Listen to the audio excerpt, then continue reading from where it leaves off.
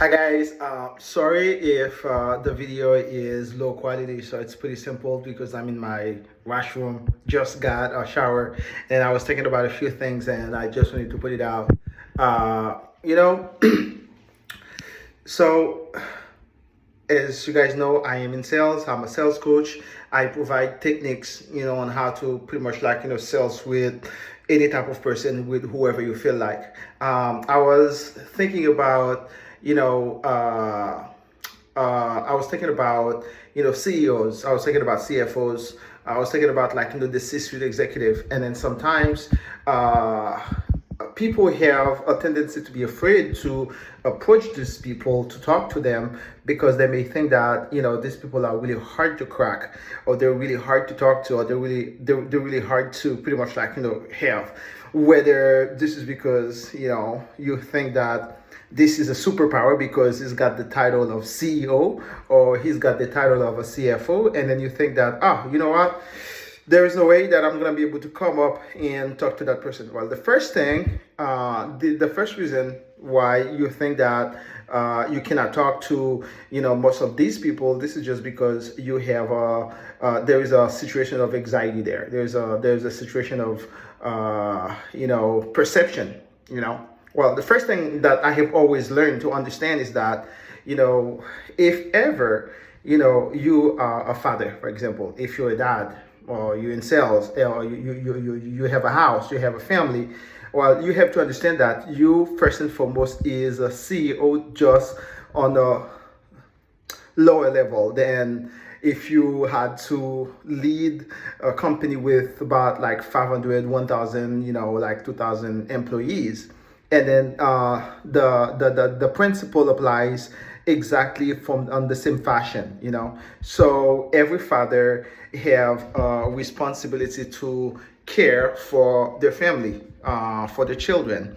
And sometimes, everything that we do, every decisions that we do it as a father by having our wife and children in mind. So we know that for sure we're going to think about these people, because no matter what happened, these people are quite important for us. Number two, you also want to make sure that everything that you do,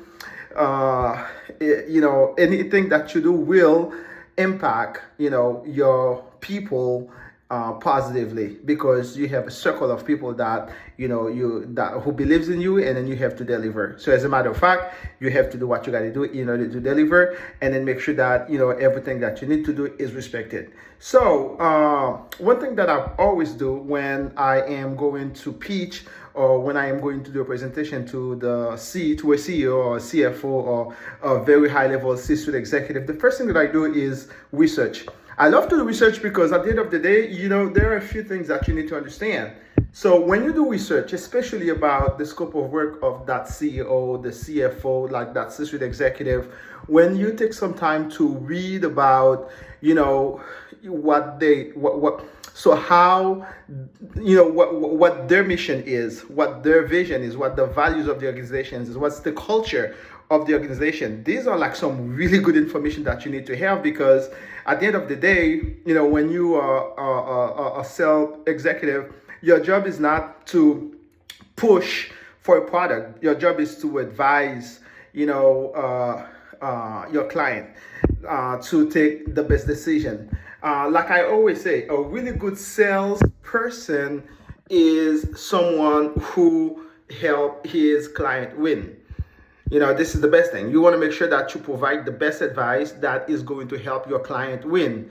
If you can have this ability to really focus on finding the best way to help your client win, you're going to get their heart forever. So as a CEO, I understand that, as a CEO, if I'm going to meet with him, I understand that compliance is important, because at the end of the day, no CEO wants to find their name, in the morning in the news for a breach of compliance. Nobody wants to, no CEO wants to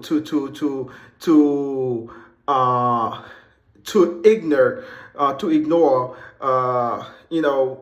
some good advice that are going to help, them present well to their shareholders. What I mean by shareholders, I mean, every CEO wants to see growth, and if they want to see growth, so anything that can help reduce risk and increase productivity, they definitely want to listen to that, And if you want to talk to a CEO, you also want to make sure that you have a great capacity to really translate their mission, vision, and values of their organization.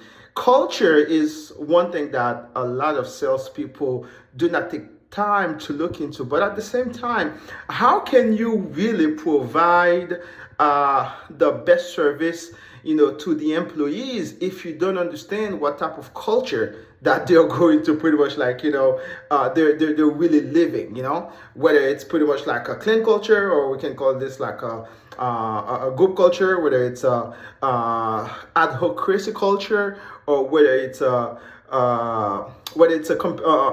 competitive culture, or we can say, yeah. So these are things that you want to really talk about, like about like in your conversation when you're going to meet with a chief executive officer, or you're going to meet with a chief financial officer. Because at the end of the day, there's one thing you have to understand. So there is a mindset behind the executive. So he will always put himself in a situation to not have enough time for you. He will always put himself in a situation to show you that he knows everything. But if you take time to really go on their website to, read about the CEO message you want to hear about, their objective for the next 5 years, you want to understand, their annual report. Within the annual report, you have so much information to get there. So when you have a chance to really go there and then check this out, you can definitely be the expert. Because at the end of the day, what the CEO wants to know is that before I meet with that person, why should I meet with you? This is what we call the value proposition. So the value proposition definitely is a good thing, because it definitely helps you position yourself not as a salesperson, but I would say most likely as an advisor who is there to provide best service, best advice to them. And this is the only thing that is going to also differentiate you from the competitors, because at the end of the day, you have to also bear in mind that if you meet with the CEO, understand that he might probably see 10 other people, and he might be in a very hard situation to take decision. But if you take the time to really do some research about the company, you take the time to really look into what matters to them, definitely they will definitely want to hear more about what you have to say, because you took the time to research about them. Because at the end of the day, there's one thing you have to understand. So people buy from people that they trust and that they like. So if you, as a sales professional, you take the time to really go and deeper dive, doing some research about the company, you understand their culture, you understand their vision, you understand, their projection for the next 5 years, you understand their key performance indicators. This is what we call the KPIs. Those things can definitely be an advantage, a really competitive advantage for you. That can bring you like a competitive advantage, because you have taken the time to do some research. So just to say that, a CEO is a human being just like you. They have feelings, they have emotion, they have some catching point, So when you have a chance to really catch, what makes them move, you're going to move with them. You also have to understand that, a CEO is just a human being. He is a father just like you are. He is a guy who pretty much get tired all the time just like you are. He is also the person who thinks a lot, because he's got a lot of responsibilities on his shoulders. So as a matter of fact, and then these people sometimes, when they have a chance to connect with someone who relate to them, because you can speak their language, you can understand where they're going through, and then you want to position yourself to help them, get to the next level in anything that they want to do, they can be definitely a really good friend. So as a matter of fact, this is what it is. So a CEO, like I always say, this is a name. This is a guy who works a lot, and then he had some promotion, and this is pretty much leading a company. A CFO is the chief financial officer who is mostly responsible for every financial operation of the organization. So these people definitely, they tend to be really, really busy, and they are also important. I understand that, but before anything, they are a human being. And the cool thing is, psychology doesn't lie. When you have a chance to understand what type of person you are in front of you, and you can understand how to communicate with that person, nothing is impossible. Everything is possible for the person who does the right thing, who does the right job. All right, this is Coach Carter. Just wanted to give you a little bit of idea about how to really, look into, speaking with CEOs, CFOs, and there is nothing uneasy.